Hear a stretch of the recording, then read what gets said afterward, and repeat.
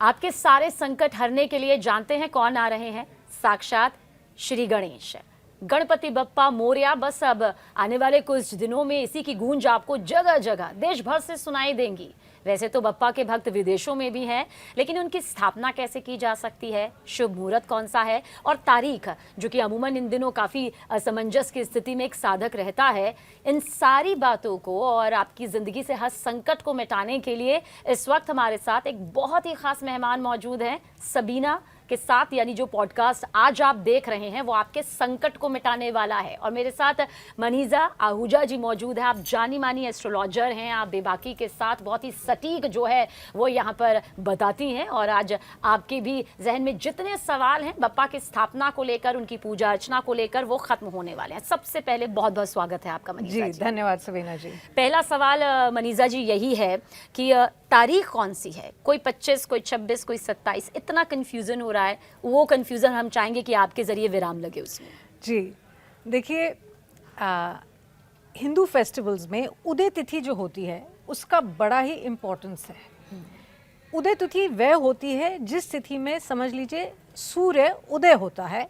जब तक सूर्य भगवान का सिग्नेचर नहीं होगा उस तिथि में, तब तक उस तिथि को मान्य नहीं किया जाता। मगर जहाँ शक्ति की उपासना होती है वहाँ पर किन्हीं किन्हीं स्टेट्स में, जैसे आप अमावस्या लग रही है, कलकत्ता में काली पूजन है, तो वो सूर्योदय की अमावस्या का इंतजार नहीं करेंगे। वो ये देखेंगे अगर उस रात को पहले अमावस आ गई तो उस दिन ही काली अमावस मानी जाएगी। ये एक इम्पॉर्टेंट पॉइंट है। मगर अब गणेश जी की उपासना के लिए हमें उदय तिथि देखनी पड़ेगी। कौन सी है? भाद्रपद शुक्ल चतुर्थी, जो कि 1:54 पे 26 अगस्त को लग रही है और 3:44 3:44 PM 27 अगस्त तक चलेगी, 27 अगस्त तक चलेगी। 26 से शुरू हो रही है। 26 से शुरू होगी, मगर सूर्य उदय पर यह तिथि नहीं है, क्योंकि ये तो दोपहर में शुरू हो रही है। जी बिल्कुल। 1:54 PM दोपहर में शुरू हो रही है 26 अगस्त को। इसलिए जब सूर्य उदय होगा चतुर्थी की तिथि का, वो 27 अगस्त का दिन है, बुधवार। तो इसलिए गणेश चतुर्थी का जो पूजन है वो आपको 27 अगस्त को करना होगा। गणेश चतुर्थी 27 अगस्त की मनाई जाएगी। तो यानी कि गणेश चतुर्थी आप कह रही हैं 27 अगस्त की मनाई जाएगी, बुधवार। स्थापना भी उसी दिन होगी। स्थापना जो है, देखिए, मध्यायन कहा गया है गणेश जयंती या गणेश प्राकट्य। जब पार्वती माँ ने स्वयं गणेश को अपनी ही माटी से उत्पन्न किया और प्राण फूंक दिए, ये वह दिन है। तो ये कहा जाता है कि मध्यायन में ऐसा पार्वती जी ने ये कार्य किया जी। तो मध्यायन जो है वो 27 अगस्त को 11:05 AM 11:05 AM से 1:40 तक है। ये मैं स्पेसिफिकली दिल्ली के लिए बता रही हूँ, थोड़ा सा समय का हेरफेर होता है जब क्योंकि लॉन्गिट्यूड लैटिट्यूड बदलते हैं स्थानीय समय पर। तो ये मध्यायन है। मगर इसमें वैसे तो नॉर्थ में हम बहुत ज़्यादा राहु काल को नहीं मानते, मगर इस 11:05 से 11:05 AM से 1:40 PM के इस मुहूर्त को भी अगर हम शॉर्टन करें तो 11:05 से 12:22 PM आप लीजिए। इससे राहु काल से भी बचा जाएगा। तो ये बहुत ही फाइन है ये मुहूर्त, जब स्थापना की जा सकती है बप्पा की मूर्ति की। बिल्कुल।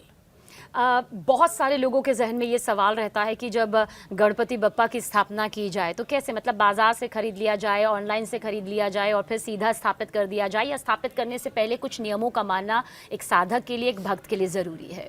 देखिए, सबसे पहले ये समझना पड़ेगा कि हम गणपति उपासना कर ही क्यों रहे हैं। इसके लिए माँ पार्वती के उस कार्य को समझना पड़ेगा। मिट्टी से बनाए उन्होंने, अपनी ही मिट्टी से बनाए। गणपति गौर भैरव हैं, स्वयं माँ पार्वती के द्वार पर रक्षक की तरह खड़े हैं कि अब शिव आ रहे हैं, मैं तुम्हें मिलने नहीं दूंगा। ये कहानी सिर्फ ऐसे नहीं है, ये कहानी सुषुम्ना में बैठी सुप्त कुंडालिनी की है, जो मेरुदंड के बेस में बैठी हैं। वहाँ गौर भैरव बैठे हैं। आप गौर भैरव को अगर इस तत्व को, यानी कि मिट्टी के तत्व को, अब आप उठने के लिए कहते हैं, उठने के लिए मतलब कुंडालिनी जागरण का ये समय है। अगर इसको आप समझें तो गणपति जब उठेंगे यानी कि पृथ्वी तत्व को पूर्णतया जल तत्व में विलीन होना होगा, तब ये गणपति पूजा आपकी पूरी मानी जाएगी। जब तक वो अगले तत्व में विलीन नहीं होंगे, पार्वती यानी कि कुंडालिनी सुप्त शक्ति जो है मेरुदंड के बेस से वहां से उठेगी नहीं। जी अब क्या करते हैं लोग, फाइबर के बना लिए, जी बिल्कुल, यही इन प्लास्टिक के दिनों बना काफी लिए। चल रहे हैं। बेस्ट तो ये है कि काली मिट्टी से आप गणपति को स्वयं ही बनाएं, काली मिट्टी से? काली मिट्टी से, वो आइडियल होता है। अच्छा, वो काली मिट्टी कहाँ से आएगी? देखिए काली मिट्टी आपको किन्हीं किन्हीं इलाकों में सॉइल का, जब हम कहते हैं ना सेव सॉइल, भी अपने हाँ आप में जी। एक कैंपेन चली।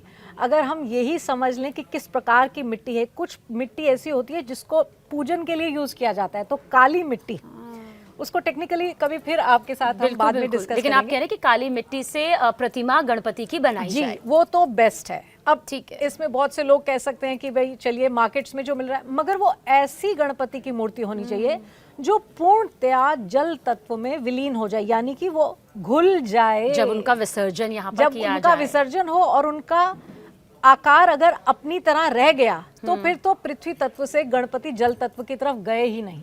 जी जी, ये सबसे इंपॉर्टेंट बात है। उनको अगले तत्व में विलीन होना है, यानी कि ये जो पृथ्वी तत्व है ये जल तत्व में उठकर विलीन हो जाए, जी। तभी नवरात्र आएंगे। जैसे ही गणपति गौर भैरव उठते हैं तो सबसे पहले श्राद्ध आते हैं, क्योंकि वो बिल्कुल सही, जब आप पितरों के लिए अर्पित करते हो। जी, गणों के पति हैं। जैसे ही वो उठते हैं तो जो नीचे की आत्माएं हैं वो आ जाती हैं आपके वायु वातावरण में।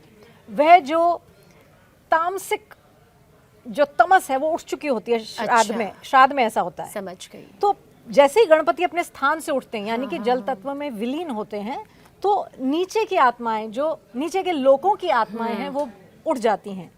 फिर जब उनको वर्शिप कर दिया जाता है, तब स्वयं पार्वती उठती हैं, तभी नवरात्र मनाया जाता है। ये प्रक्रिया ही शिव से मिलने की है, शक्ति की शिव से मिलने की और इसकी प्रक्रिया है। शुरुआत जो है वो अब हो रही वो है। यहाँ से होती है। इसलिए जो इस बात को समझ जाए, जो इन तत्वों को समझ जाए, वो गणपति पूजा समझ जाता है। और मेरे ख्याल से आपके जरिए मनीषा जी, आज जितने करोड़ों बप्पा के भक्त हैं, वो अगर पहली बार सुन रहे होंगे, जो कुछ जानते होंगे, जो नहीं जानते होंगे, वो इस तथ्य को बहुत गहराई से समझ गए होंगे। क्योंकि सिर्फ पूजा अर्चना करना ही नहीं, बल्कि उसके अंदर क्या उसके विधि विधान है, उसे भी समझना शायद उतना ही ज़रूरी है।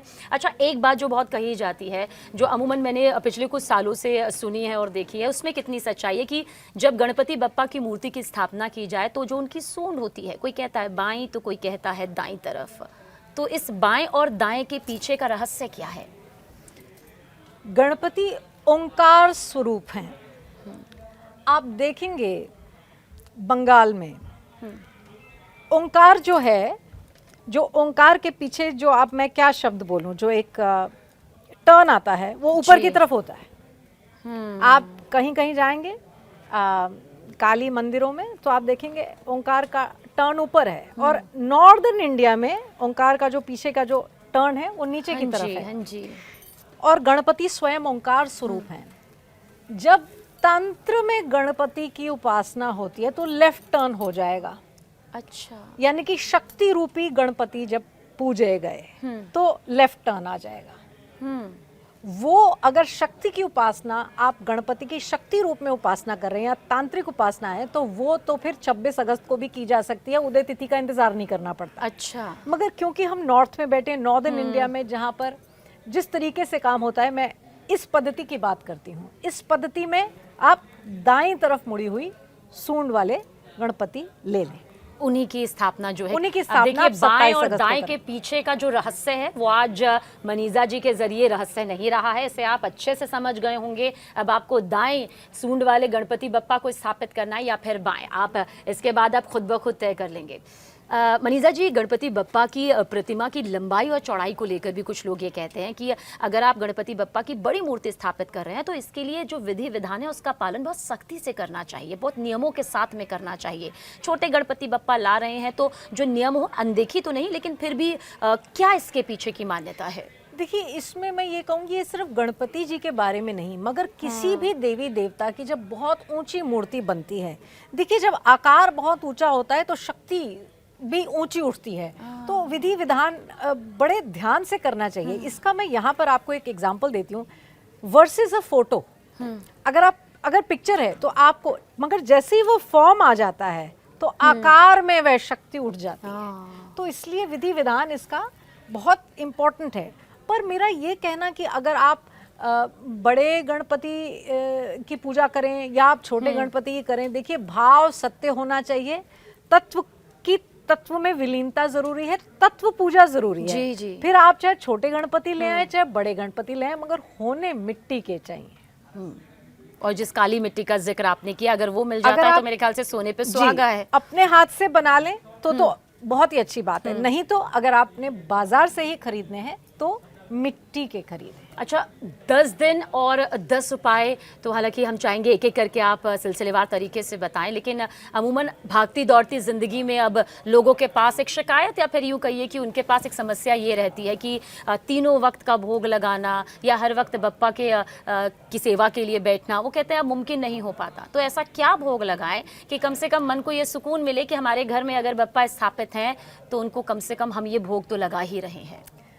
देखिए, लड्डुओं का भोग जो है ना, ये बड़ा ही मोदक जिसे कहा जाता है, मगर मैं कहूँगी कोई बात नहीं, आप घर में लड्डू तो बना ही सकते हैं जी। आप अब कहने के लिए हम कहते हैं चलिए हर रोज़ 21 लड्डू आप लगाएं, मगर अगर आपको थोड़ा लगता है कि अभी मुश्किल है तो आप हर रोज़ 5 लड्डू का भोग लगा दें, पर 5 लड्डू का भोग लगा दें और कोई मुश्किल बात नहीं है। घर में लड्डू बनना, बाजार से खरीद के लाना कोई मुश्किल बात नहीं है, लड्डुओं का भोग लगा दें। अच्छा, ये संख्या भी होती है क्या मनीषा जी? देखिए, ये बड़े 5, 7, गहरे 11, 21, जी, मतलब जी, ये जो जी। अमूमन हम लोगों ने सुना है, लोग कर तो देते हैं, इसके पीछे का रहस्य नहीं समझ पाते। हालांकि इसकी भी लंबी कोई कहानी होगी, धार्मिक मान्यताएं जो हमारी जुड़ी हुई हैं, लेकिन लगाएं ऐसे ही। इसमें सिंपल सा मिनिमम मैं 5 कहूंगी, इसके पीछे भी एक राज है। राज शब्द सही नहीं होगा, रहस्य बोलना चाहिए। गणपति मूलाधार चक्र पर हैं, ठीक है, मूलाधार से ही शक्ति उठती है, इसलिए मैंने कहा गौर भैरव हैं, शक्ति के भैरव हैं। साइड होंगे तो शक्ति शिव से मिलेगी। अब मूलाधार के 4 पॉइंट्स हैं, 4 कोने हैं, स्क्वायर है ये समझ लीजिए आप। अच्छा, तो जब स्क्वायर के ऊपर यानी कि 4 के ऊपर आप 5वां रखते हैं तो इस बात का प्रतीक है कि अब शक्ति उठने को है, इसलिए मैंने 5 बोले। 5 तो आप जरूर 5 लगाएं। लड्डुओं का भोग, मोदक का भोग जरूर लगाएं। 5 लड्डू जरूर लगाएं। गन्ने के रस की बड़ी महत्ता है गणपति के अभिषेक के लिए, चाहे आप काली मिट्टी के भी बनाएं, गन्ने के रस की अभिषेक की बहुत महत्ता है। पंचामृत से तो आप अभिषेक करा ही सकते हैं। ये सिंपल तरीके हैं। इसमें से आप इतना जानिए, आपका भाव स्वच्छ होना चाहिए, आपके मन में पवित्रता होनी चाहिए। अगर थोड़ा सा आप कम भी समय दे पाए तो भी कोई बात नहीं, मगर साफ मन से डिवोशन से करिए। ब्लेसिंग्स तो स्वयं कॉस्मोस ही आपको दे देगा। सही कहा आपने। अच्छा, कई फैमिली, अब तो आप जानते हैं कि संयुक्त परिवार यहाँ पर रहे नहीं है। कई बार मैं देखती हूँ या फिर कई बार हमारे ही आसपास के लोग होते हैं, वो कहते हैं कि क्या हम गणपति की स्थापना कर सकते हैं, लेकिन हम काम के लिए बाहर चले जाते हैं, मैं या फिर मेरे परिवार के बाकी सदस्य। तो क्या गणपति बप्पा की प्रतिमा वो परिवार भी स्थापित कर सकता है जो काम के सिलसिले में अपने घर से बाहर जाते हैं, फिर रात को ही लौट पाते हैं? देखिए, फिर एक बार सुबह एक बार शाम को पूजा कर दीजिए जब आप वापस आते हैं। मगर अगर आप घर से बाहर ट्रैवल कर रहे हैं यानी कि रात को भी घर पर नहीं है, फिर तो अखंड ज्योत नहीं जल सकती। ऐसे तो फिर भी मैनेज हो सकता है। तो इसलिए मैं कहूँगी अगर आप लेडी हैं, आप जॉब कर रही हैं, कोई बात नहीं, आप एक बार सुबह पूजा कर दें, आप एक बार शाम को पूजा कर दें। लड्डू आपने एक बार लगाए, कोई बात नहीं, उसके बाद आप मंत्र एक माला, जैसे देखिए गणपति पुराण में भी, गणेश पुराण में भी षडाक्षर मंत्र की बहुत महत्ता बताई गई है। षडाक्षर मंत्र यानी कि वक्रतुंडाय हुम, वक्रतुंडाय हुम, ये षडाक्षर मंत्र कहा गया है। इसे स्वयं ब्रह्मा जी ने व्यास जी को दिया था जी, और इसकी महत्ता बताई, ये गणेश पुराण में आता है। इसके साथ एक अक्षर मंत्र को षडाक्षर से भी ब्रह्मा जी यहाँ पर कहते हैं कि वो उससे भी ऊंचा है। और ये षडाक्षर, जो षडाक्षर मंत्र के ऊपर जो एक अक्षर है, ये तो बीज है, गम, गम, इसलिए इसको हम, इस बीज को भी हम यूज करते हैं मंत्र में। जब हम कहते हैं ओम गम गणपत्ये नमः, ये ओम गण गणपत्ये नमः भी हो सकता है, मगर ये पद्धति और परंपरा पे होता है। यहाँ पर मैं इसकी डिस्कशन नहीं करूंगी कि इसे अंग पे खत्म करें या माँ पे खत्म करें, मगर इस मंत्र का भी उच्चारण आप कुछ नहीं, आप माला कर सकते हैं। एक माला सुबह कीजिए, एक माला शाम को कीजिए और धूप बत्ती कर दीजिए, दिया जलाइए। दिया तो जला के ही रखना पड़ेगा अगर आपने गणपति स्थापित किए तो। फिर तो बिल्कुल। अग्नि के साक्षी, हाँ अग्नि जी, को हाँ जी। साक्षी रखना ही होगा। अच्छा, जब पूजा पाठ की जाती है, जैसे आपने कहा कि अखंड ज्योत, अगर प्रतिमा को स्थापित किया है, अगर बप्पा की स्थापना की गई है, लेकिन अगर इस बीच अखंड ज्योत बुझ जाए किसी वजह से, तो क्या उसे एक अशुभ संकेत के तौर पर लिया जाए, या फिर माना जाए कि कई बार ऐसा हो जाता है, क्योंकि जो भक्त होता है, जो साधक होता है, कई बार वहम भी मन में घर कर जाता है, तो उनका वहम आप दूर करना चाहेंगी आज? मैं ये कहूंगी कि आप अपने मन में संकल्प मत कीजिए अखंड ज्योत का, अगर आप घर पे हैं ही नहीं तो आप कहिए ठीक है मैं धूप बत्ती करूंगी सुबह या शाम। ये तब पॉसिबल होता है जब घर में कोई रहता हो। अगर नहीं रह रहा और आप कहें मैं अखंड ज्योत नहीं कर सकती इसलिए मैं वर्शिप ही ना करूं, वो गलत होगा। मैं कहूँ आप वर्शिप करिए, कोई बात नहीं, आप अखंड ज्योत का संकल्प ना कीजिए, कोई बात नहीं, आप सुबह और शाम उपासना कर दीजिए।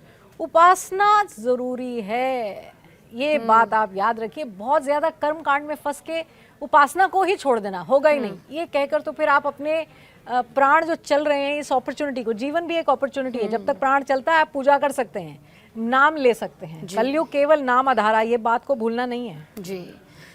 मनीषा जी, ये भी जानना चाहेंगे कि कहते हैं कि भगवान को भक्त अपनी इच्छा अनुसार, अपने भाव के अनुसार जो भोग चढ़ा दे उसे सहर्ष ईश्वर स्वीकार कर लेते हैं। बिल्कुल। लेकिन ऐसा क्या ना चढ़ाए जो आपको लगता है हमारी धार्मिक मान्यता के अनुसार नहीं है, जो ध्यान में एक साधक को रखना चाहिए, और बप्पा की स्थापना के बाद तो खास तौर से?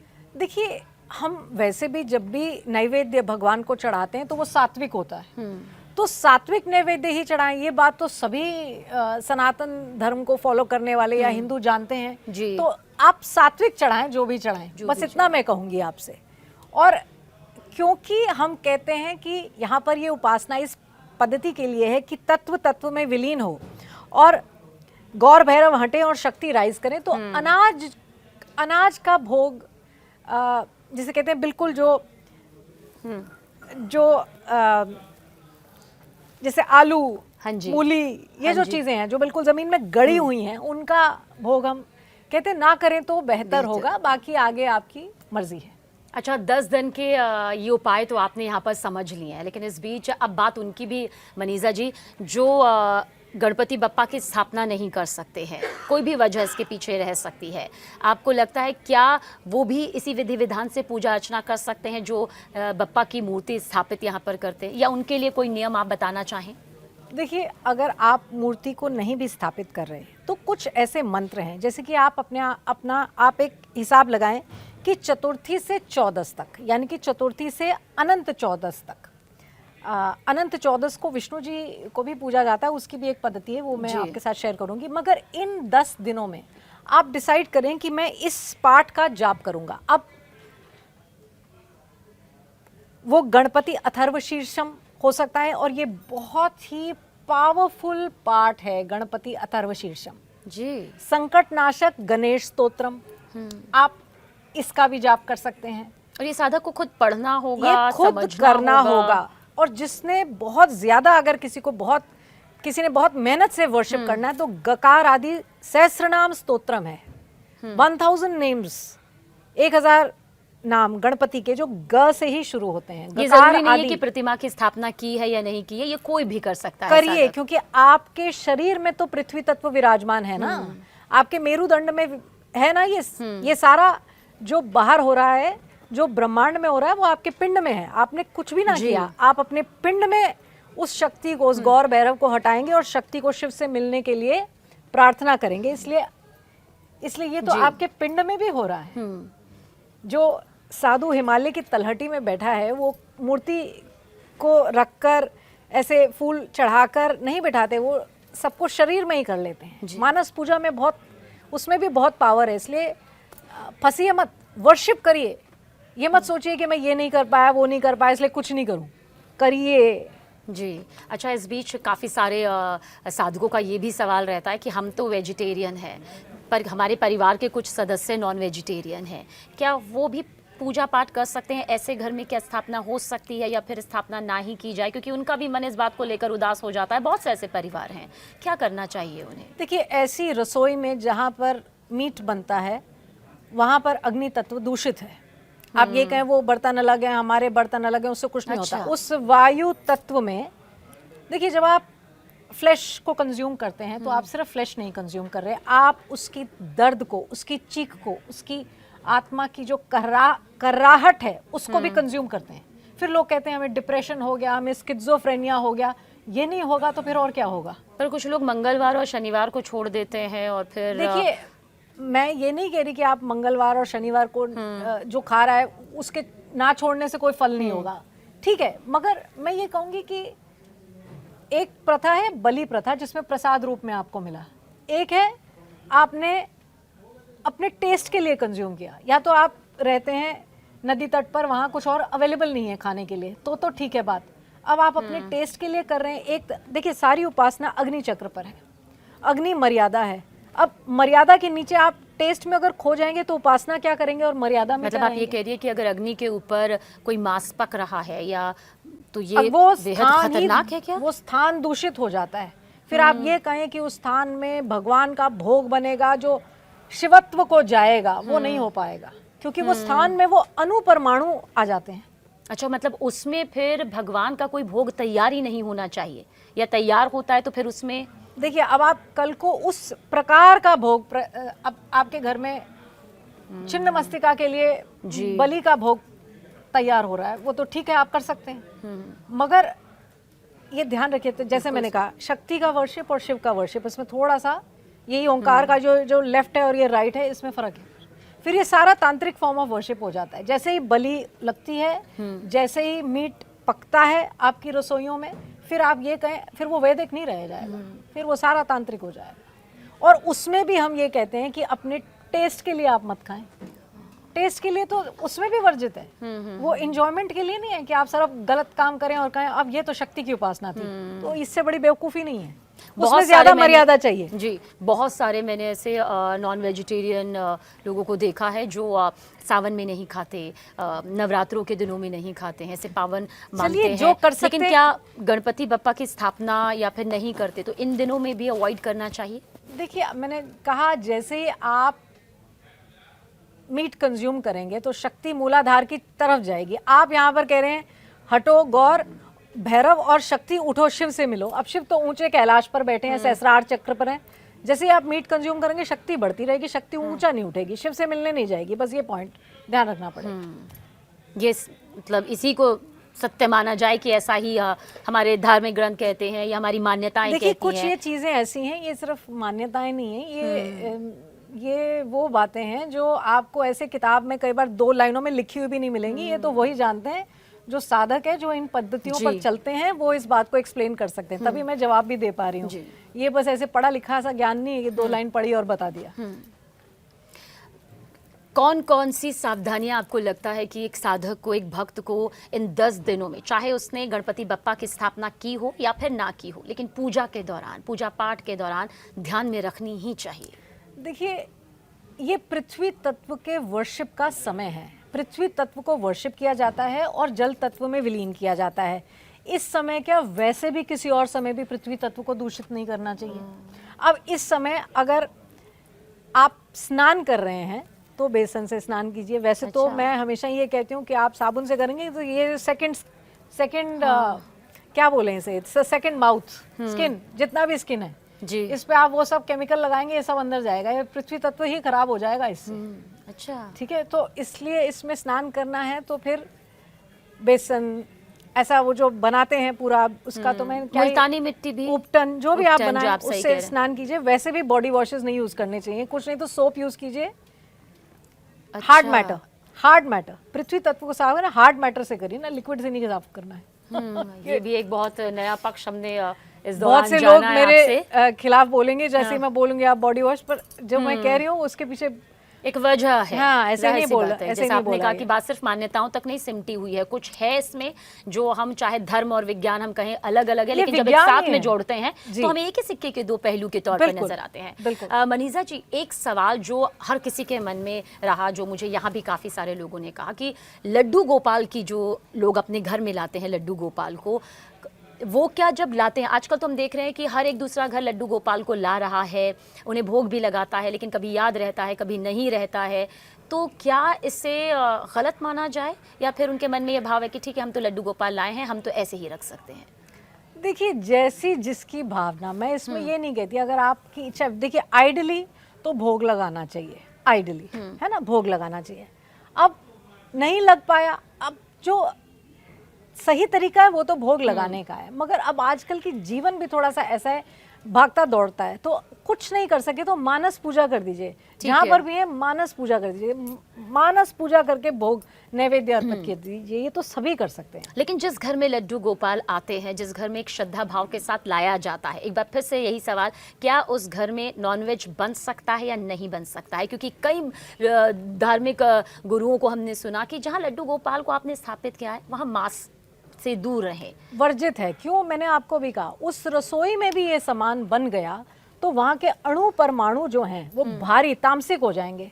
तामसिक अणु परमाणुओं में जैसे ही आप सत्व गुण का भोजन बनाएंगे वो आप अपने आप तामसिक हो जाएगा। देखिए ये आप, अब ऐसा होता है कि आप किसी के घर में जाते हैं जिन्होंने बहुत गाली गलोच है जिनके घर में, अब वो उस टाइम तो चुप बैठे हैं, मगर आपको उसकी वाइब्रेशन आ जाएगी, क्या हो रहा है यहाँ पे, क्या हुआ है यहाँ पे, आपको पता लगेगा। उस कैसे पता लगता है? ये वहाँ का अणु परमाणु आप उसको महसूस कर सकते हैं, वो आपको बताएगा क्या हुआ। तो इसमें वहाँ पर ऑलरेडी तमस उठी हुई है जी। अब आप उसमें कहें कि मेरे को ध्यान लग गया, वो लग ही नहीं सकता। वैसे ही ये रसोई है जिसमें सब तामसिक हो रखा है, सारा वातावरण तामसिक है। अब कई लोग बर्तन रख देते हैं, पड़े हैं बर्तन, आप सोच रहे हैं मेरी रसोई साफ है, वो तामसिक हो गया, वो एरिया तामसिक हो जाता है, तमस उड़ जाती है उसमें। अब आप वहीं पर सत्व गुण का काम करें तो फिर वो दूषित है, फिर वो सात्विक, पूर्ण सात्विक भोजन नहीं हो। कृष्ण को सात्विक भोजन देना पड़ता है, आप कैसे चल सकते हैं ऐसे? ये थोड़ा ध्यान रखने का है, ये ध्यान रखने की जरूरत है। मैं यहाँ पर एक और पॉइंट ऐड करना चाहूँगी। आपने मेरे से पूछा कि क्या सावधानी बरतें इन दिनों में, मैंने कहा स्नान की बात हुई, पर मैं यहाँ पर एक और बात कहती हूँ, पृथ्वी तत्व को वैसे भी दूषित नहीं करना चाहिए। जितना कम आप प्लास्टिक फेंकेंगे उतना आप, वैसे गणपति की वर्शिप कर रहे हैं, वैसे आप जल तत्व को दूषित कर रहे हैं, वैसे ही आप क्या कहते हैं प्लास्टिक फेंक रहे हैं, तो सारे तत्व तो नीचे वाले आप खराब करेंगे। जैसे ये तत्व खराब होंगे, अग्नि दूषित हुई, अग्नि खत्म, आप देखेंगे तो यानी आप जितनी भी फिर पूजा पाठ करें, जितने भी आप मंत्रों का उच्चारण करें, अगर इनका ध्यान नहीं रखेंगे तो आप कह रहे हैं कि कोई फायदा नहीं है। प्लास्टिक या जो भी ऐसा केमिकल है, मैं तो बहुत से इंडस्ट्रियलिस्ट लोगों को भी ये कहती हूँ कि आपको you have to be conscious. आप तत्वों को गंदा नहीं कर सकते, ये गिफ्ट है आपको, ये आपने क्रिएट नहीं किए हैं, ये गिफ्ट है, ये चला गया आप भी चले जाएंगे, जीवन ही नहीं रहेगा। तत्व को खराब नहीं करें, इसमें बहुत केमिकल नहीं डालें, अपने ऊपर भी केमिकल नहीं डालें। तो ये बहुत ही छोटी छोटी बातें हो सकती है, लेकिन बहुत अहम बातें हैं, बहुत ख़ास बातें हैं जिन्हें मुझे लगता है और मनीषा जी को भी लगता है कि आप तक पहुंचनी ज़रूरी है, क्योंकि धर्म सिर्फ एक ज्ञान का विषय नहीं है, ये संपूर्ण जगत से जुड़ा हुआ है। इसलिए हमने बीच में कहा भी कि धर्म और विज्ञान अलग अलग ना देखकर इसे सिक्के की उसी पहलू के तौर पर देखा जाए जहाँ इसे अपनाया जाए तो शायद आने वाला हर संकट टल सके। बहुत बहुत शुक्रिया मनीषा जी, आपने जो भी हमारे दर्शकों को आज इस पॉडकास्ट के जरिए बताया, यकीनन उनकी जिंदगी में एक बड़ा बदलाव आएगा। बहुत शुक्रिया, धन्यवाद।